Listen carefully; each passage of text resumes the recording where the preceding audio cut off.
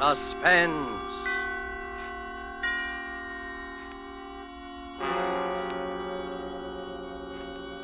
Presented by Roma Wines, made in California for enjoyment throughout the world. Salute. Your health, senor. Roma toasts the world. The wine for your table is Roma, made in California for enjoyment throughout the world. This is the man in black, here for the Roma Wine Company of Fresno, California, to introduce this weekly half hour of Suspense. Tonight in Hollywood, Roma brings you as star Mr. Peter Lorre. The suspense play which stars Mr. Lorre and which is produced and directed by William Spear is called Back for Christmas. In this series, Roma brings you tales calculated to intrigue you, to stir your nerves, to offer you a precarious situation and then withhold the solution until the last possible moment. And so, with Back for Christmas and with the performance of Peter Lorre, we again hope to keep you in suspense.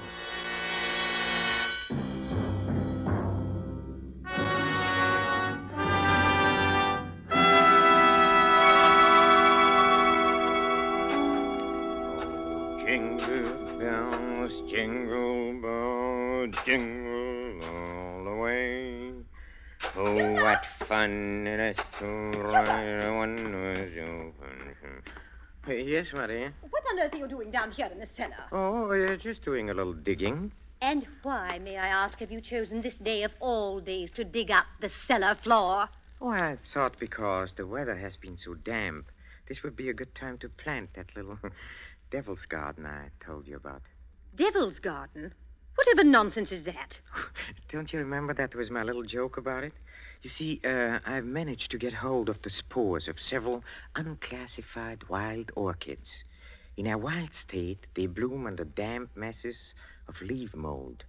The South American Indians call them devil flowers because they appear to bloom under the ground. Well, I'm sure the South American Indians will be very interested if you succeed in growing these ridiculous flowers under the cellar floor. Whom else it will interest, I can't imagine. Oh, what's that terrible smell? Oh, that's the leaf mold, chemically identical with the earth blanket they grow under in our wild state. And I want to get these started before we close the house. Do you realize that we're sailing for America a week from today, and you've made no arrangements whatever? Unless you call digging a hole in the cellar making arrangements. I certainly don't. Devil's garden, indeed. Sometimes I think you're going soft in the head, Hubert. Oh, I suppose it is inconsiderate of me, you see. And I've been wanting to try this experiment for a long time, but with all those lectures and seminars at the university, there never seemed to be enough time. Well, there certainly isn't any time for it now. I suppose you've forgotten I made an appointment for you at the barber's this afternoon. Oh, must I shave my beard off, Hermione? I thought we'd been through all that. Of course you must. They don't wear beards in America. Bad enough you're speaking with that accent. They'll probably think we're Germans as it is. Oh, I should think it would be quite easy just to explain that I'm Swiss. Now, Hubert, don't be argumentative. Oh. Go and get your jacket on and do as I tell you. Yes, Hermione. And don't forget to take your umbrella. It looks like rain. Yes, Hermione. And don't look so put upon, Hubert. Someone has to plan things in this house. Never even get to the university in time for your lectures, much less make arrangements for a trip to America. I know, but what about my specimens? There'll be plenty of time to plant your precious devil's garden when we get home from America. We're not going to be gone forever, you know. We'll be back here for Christmas. Yes, of course. Back for Christmas. I'd forgotten. We'll try to remember it. And if you can't do that, just do as I tell you. I've been making the plans in this house for 20 years. And if there's any digging to be done, I'll manage that as well. You understand, Hubert? Yes, Hermione. Good. Now, you have just 20 minutes to clean up this mess down here and keep your appointment at the barber's. And when you're finished there, I want you to come straight home. All right. I wanted to stop at Miss Markham's and pick up some books I ordered. Well, all right. But don't loiter there the whole afternoon mulling over those old books the way you usually do. Now, hurry and clear up this rubbish. Get rid of that smelly stuff. And no more digging, mind you. No more digging. I'll show her. I'll have my devil's garden, and if I... No more digging, eh? No more digging. Oh, 15 men on a dead man's chest.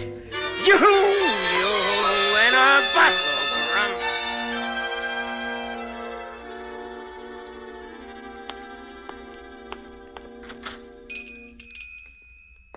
Good evening, sir.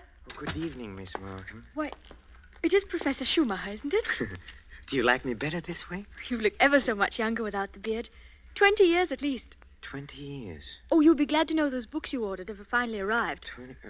Oh, yes, the books. Let me see. The phytotomy of phalloid gametophytes and coniferous shrubs of North America. Those are the ones you ordered, aren't they? Yes, thank you. You're very kind, Miss Markham. Why kind, Professor Schumacher? Well, not many young ladies in bookshops would go out of their way to look up rare books for an old professor of botany. Why, you're not old, Professor Schumacher. Really, you look... What do I look like? And besides, I adore botany. It's my particular hobby. Oh, really? You've never told me that before, Miss Markham. Well, I was afraid to. You looked so imposing with the beard and all. Miss Markham, forgive me if this sounds foolish, but since talking with you today, I feel that shaving off my beard is the most important thing I've done for 20 years. Oh, it is. I'm sure it is. For 20 I'm so sorry that I've been so distant with you all this time. Oh, there were times when I almost spoke up. Oh, really? Times when you came in here, tired after a day with your students at the university. You seemed so alone. The way I'm alone in the world. Alone? I'd like to have asked you to stay a while and talk with me, but some way or other, I always wound up giving you your change and letting you go on your way. Say you're alone in the world? Since my father died. Oh, Miss Markham, did you never think of marrying? My father was a very remarkable man. I never found anyone who seemed to measure up to what he led me to expect of men. Miss Markham... Oh, it's been so long since anyone called me by my first name. I'd like you to, if you want to. It's Marion. Marion? Oh, how nice. And yours? Well, Hubertus. but in English, Hubert sounds better, huh? How long have you been alone, Hubert? Alone? I knew you were a widower, of course. The first time I saw you. A widower? I can always tell. There's a certain sadness in a man's eyes. A sweet sadness, I think, when he's been married and then lost... A widower. I never thought of it in quite that way. Oh, I'm sorry. I shouldn't have been talking like this, I suppose, but I've often wondered what she must have been like. Your wife, I mean. Hermione? Not an easy woman to forget. Very strong. Always managing things. The house, my wardrobe, my friends. Even when we dined at a restaurant, she even then ordered my food. She was always managing things. Her whole life. Managed herself to death. Poor woman. She must have loved you very much. But she needn't have put herself out so. It's plain to see you don't need things managed for you. No. You need companionship, I think. Someone sympathetic with your work. But the last thing on earth you need is a manager. How well you put it. The last thing on earth.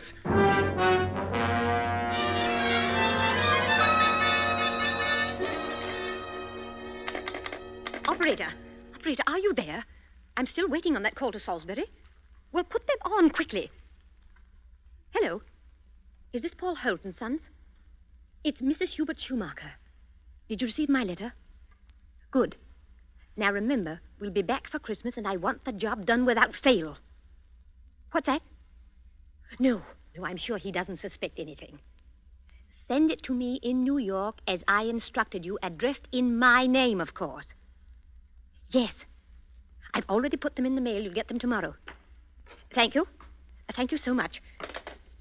Oh, here you are, Hubert.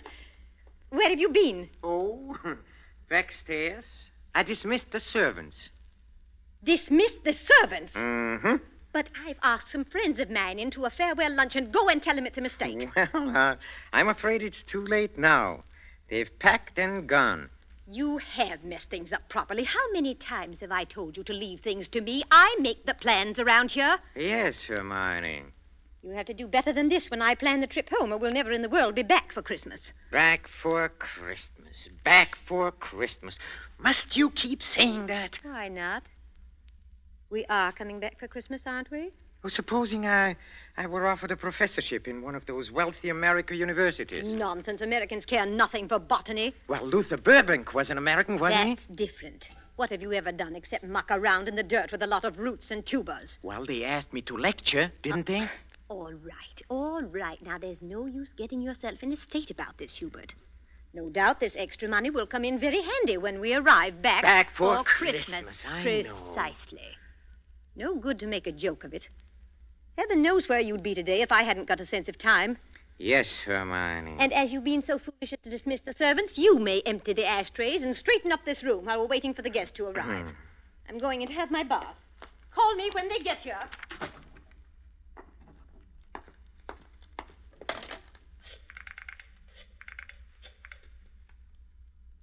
Marion? It's Hubert. No, darling, no, nothing is wrong. Oh, my plans are the same, unless you have changed. No? Oh, we'll meet in New York then and be married there. Huh? Oh, I'll explain to you why later. You just have to trust me. Yes. Yes, my darling. Hubert? Oh, I'm so sorry I can't talk any longer. Yes, I'll meet you in New York without fail. Auf Wiedersehen, mein Liebchen. Hubert, were you talking on the phone just now?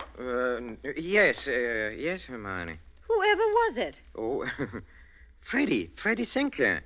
But didn't I hear you say something about meeting somebody in New York? Why, yes.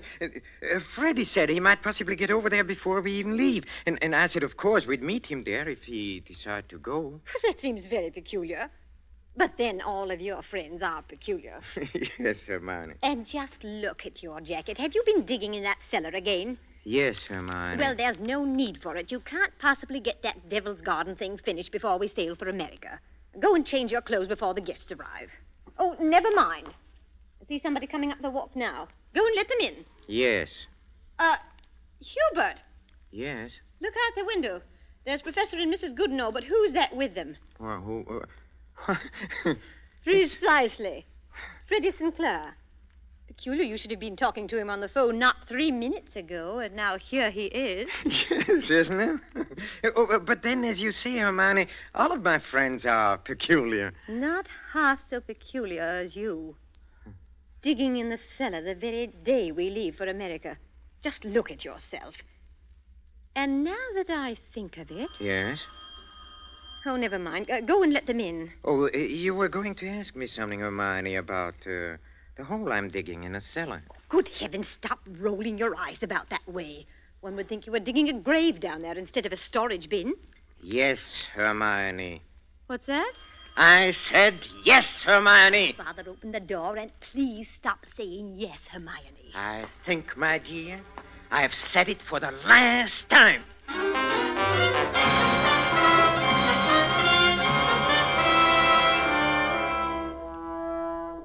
A professor of botany, his loving wife, and an oblong pit in the cellar. Just the right size for his botanical specimens, his devil's garden. With these ingredients for a story of a perfect crime, Back for Christmas by John Collier and starring Peter Lorre, the Roma Wine Company closes the curtain for a moment on another breathless study in suspense.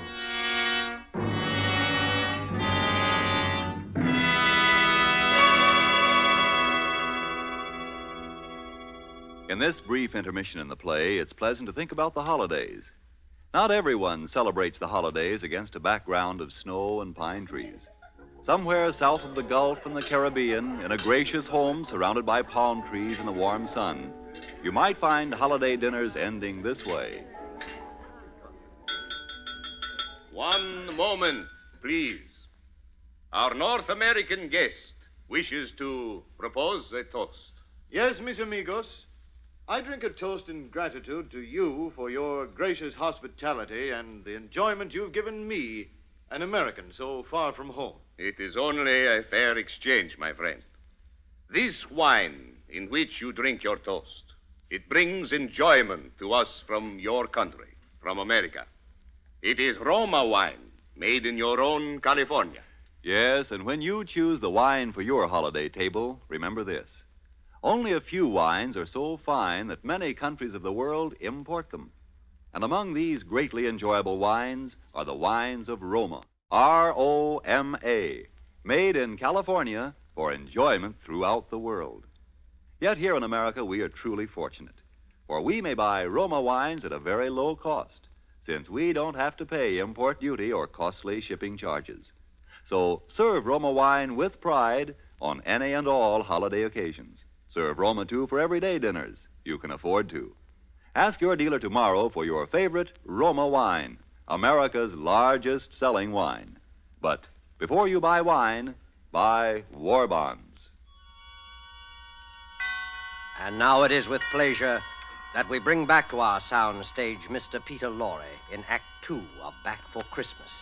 A tale well calculated to keep you in suspense.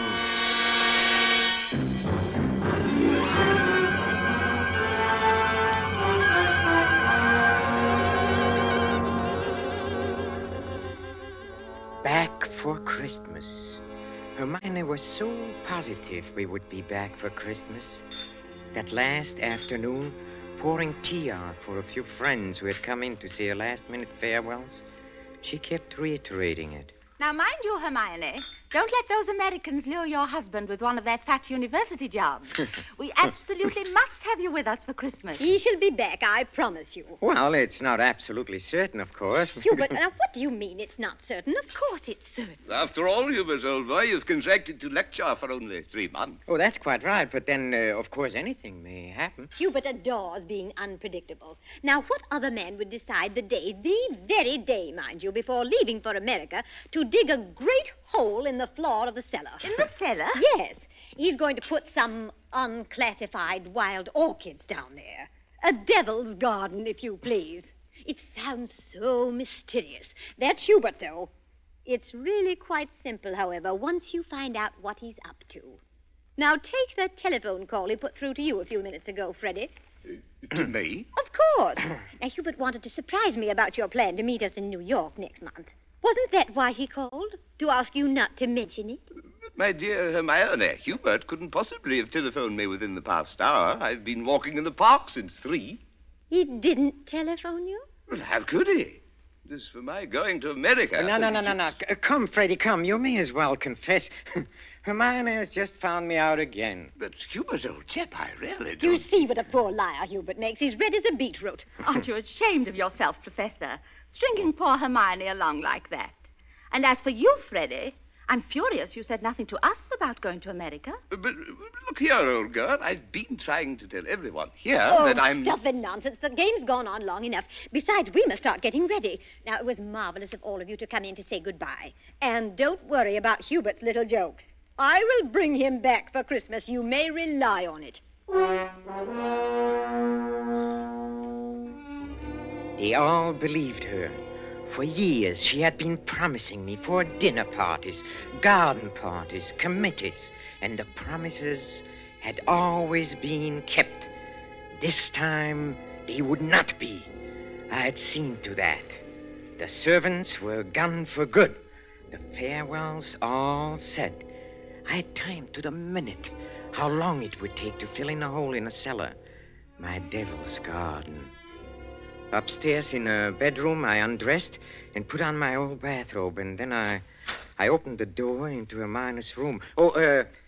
Hermione, have you a moment to spare? Of course, dear. I'm just finished. Oh, then, will you come in here for a moment, please? There's something rather extraordinary here. Oh, good heavens, Hubert. What are you lounging about in that filthy old bathrobe for? I told you to put it into the furnace. Oh, I'll do it. I'll do it today. Yes, really, I will. I promise. Well, high time. Now, what is it you want to show me? Oh, here, in the bathroom.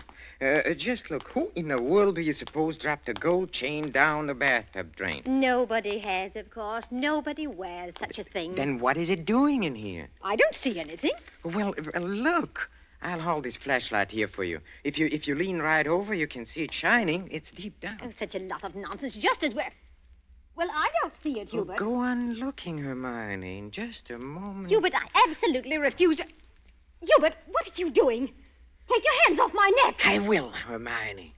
Just as soon as I've finished the arrangements for my trip to America. What are you talking about? You thought you were the only one who could plan things, didn't you? Didn't you, Hermione, huh? Oh. Well, I've been making some plans of my own this past week. In exactly 2 minutes and 16 seconds, you'll be dead. You see? I've planned it very accurately. You'll never get away with it. Oh, I thought you would say that, Hermione, but I will get away with it. You won't mind the smell of the leaf mold down in the cellar when I take you down there today? Yes, that is where you are going, Hermione. Right into my devil's garden that annoyed you so much. My friends all expect me back for Christmas. They do. If they don't hear from me, they'll start asking questions. No, they won't. Because you'll write them letters, Hermione, on a typewriter, as you always do. They'll be signed H, in that neat, correcting way you always sign your notes to your friends. Here, let me up now. No! It won't work, Hubert. You were never any good at planning. Oh, but I have changed. I've learned from watching you all these years. The lecture people in America, they'll expect you to be traveling with your wife. I will be traveling with my wife, but not my present wife, Hermione. Hubert! It won't work, I tell you. That pit you dug in the cellar... Oh, it will work. It'll serve its purpose well. Hubert! No, I'm sorry, dear. This thing has to be done exactly as planned. You have just 5 seconds to say your prayers. Hubert, you must listen. The cellar, it... Don't do it, Hubert! Yes, Hermione!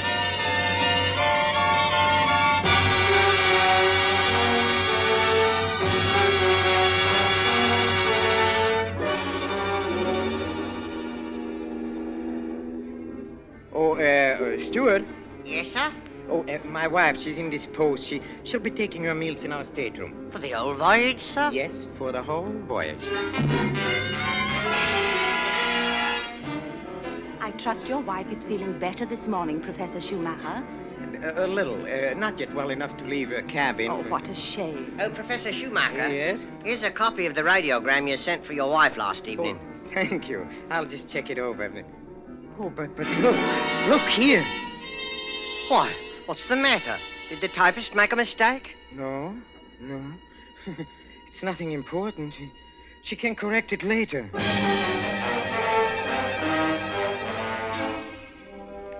For a moment, I had a feeling that Hermione had been leaning over my shoulder again, correcting what I had written as she always did. I had written a radiogram to Professor Goodenough and his wife. Haven't been out of my cabin the whole beastly trip, Hubert. Well, now doubt we'll be back for Christmas. But the operator had left out the W and it read, no doubt we'll be back for Christmas. Exactly what Hermione would have written. Well, the rest of the trip was uneventful. Marion and I met in New York just as we had planned. Just as we had planned.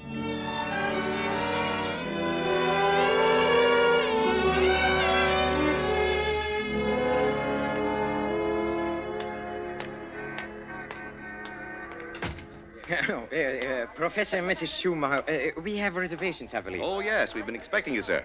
Boy, take Professor and Mrs. Schumacher's luggage up to their suite. You know, Mrs. Schumacher, you're quite a surprise. Oh? Your letter reserving the rooms was so thorough, I was expecting an older, more forbidding sort of person, frankly, ma'am. No. As a matter of fact, we're just married, but my letter reserving the rooms. Oh, I wrote the letter, my dear, and I signed it Mrs. Hubert Schumacher. Just a joke. What a cunning old fox you are, Hubert. Now that I think of it, I almost think I forgot. am. There's a letter for you, Mrs. Schumacher. That's peculiar. I wonder who on Oh, earth... well, we'll soon find out in good time. Come along, darling. Oh, we are keeping the boy waiting. Come.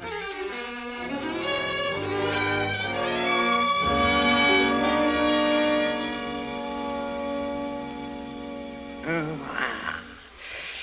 Nothing like a cold, brisk shower to put a man to rights. Hubert, this letter. Oh, yes, the letter. Oh, dry my hair, will you, darling? Please.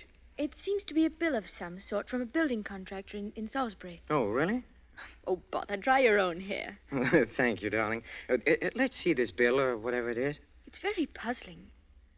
Hubert, you were a widower, weren't you? I mean, Hermione isn't still alive.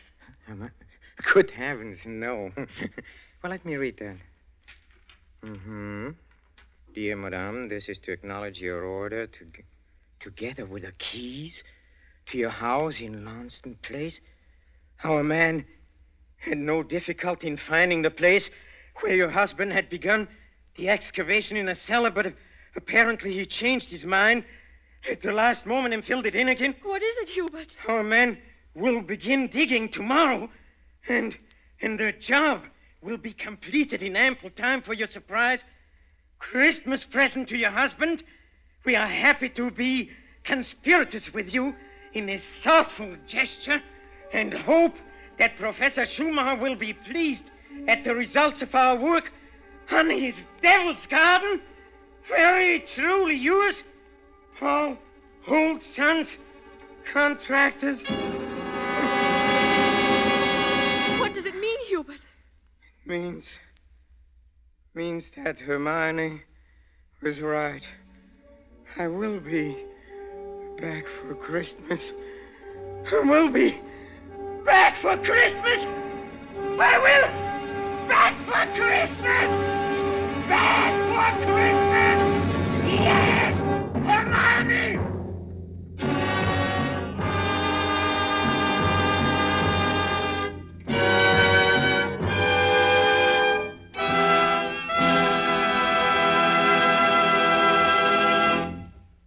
And so closes Back for Christmas, starring Mr. Peter Lorre, tonight's tale of suspense. In just a moment, we shall hear again from Mr. Lorre. But first, just a word that seems appropriate. One of the world's oldest customs is the Christmas toast, and traditionally, down through centuries of war and peace, the Christmas toast has been drunk in wine. This year, when the glasses are filled and raised once again, we know that in every home the toast will be to a speedy victory and a speedy return of those we love.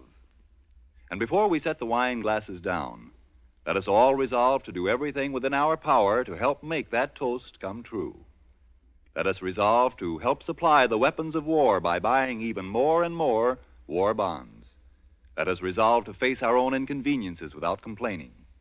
And above all, let us resolve that when this war is at last over, each of us will exert all our effort to see that future Christmases truly express peace on earth, goodwill to men. This thought, together with our very best wishes of the season, is the Roma Wine Company's Christmas message for you, its friends, here in America and throughout the world. This is Peter Lorre. Thank you for listening to our suspense play this evening, and I know you're looking forward to next week's show as I am. It is called Finishing School, and its subtitle might be the famous quotation, "The female of the species is more deadly than the male." Don't forget, then, next Thursday, same time, for Margot, Elsa Lanchester, Janet Beecher, and a distinguished all-feminine cast in Suspense. Presented by Roma Wines, R-O-M-A. Made in California for enjoyment throughout the world.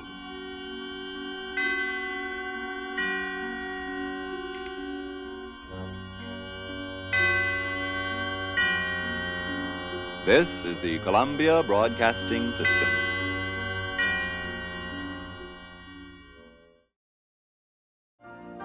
You've been listening to the OTR Gold Network.